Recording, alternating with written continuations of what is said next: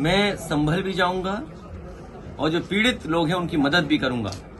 और मेरे पत्रकार साथी, आपसे बेहतर कौन जानेगा यमुना किनारे क्या हुआ है। एक पत्रकार के पूरे कपड़े उतार दिए थे, याद है कि नहीं याद? तो ऐसे माहौल में हम और आप लोग हैं।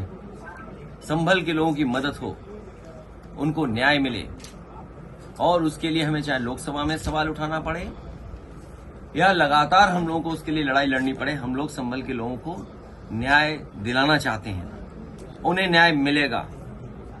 जो संविधान या जो आर्टिकल कहता है प्लेसेस ऑफ वर्शिप एक्ट, उसको भी नहीं सरकार मान रही है।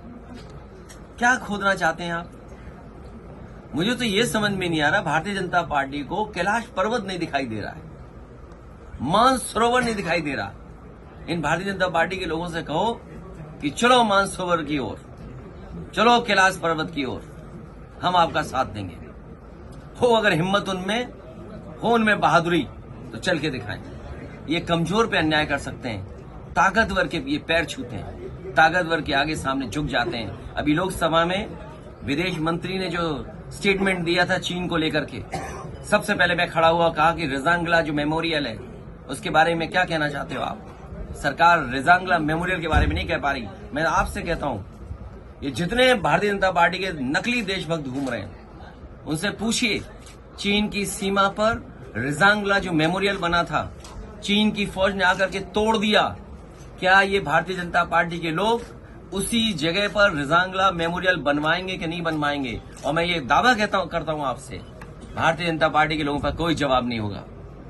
वो कभी कुछ नहीं कह सकते, क्योंकि चीन बहुत ताकतवर देश है। भारतीय जनता पार्टी की हिम्मत नहीं है उनके लोगों को कि जाकर के कुछ अपने रिजांगला के बारे में कह दें, कैलाश पर्वत के बारे में कह दें, मानसरोवर के बारे में कह दें। और मैं आज आपके सामने कह रहा हूं, ऑन रिकॉर्ड कह रहा हूं, वो दिन आएगा जब चीन आपको मानसरोवर नहीं जाने देगा, कैलाश पर्वत की ओर नहीं जाने देगा, क्योंकि उन्होंने बड़े पैमाने पर मिसाइल्स का कारखाना वहां लगा दिया है। ये बात अगर गलत है तो बीजेपी के लोग कहें आकर के।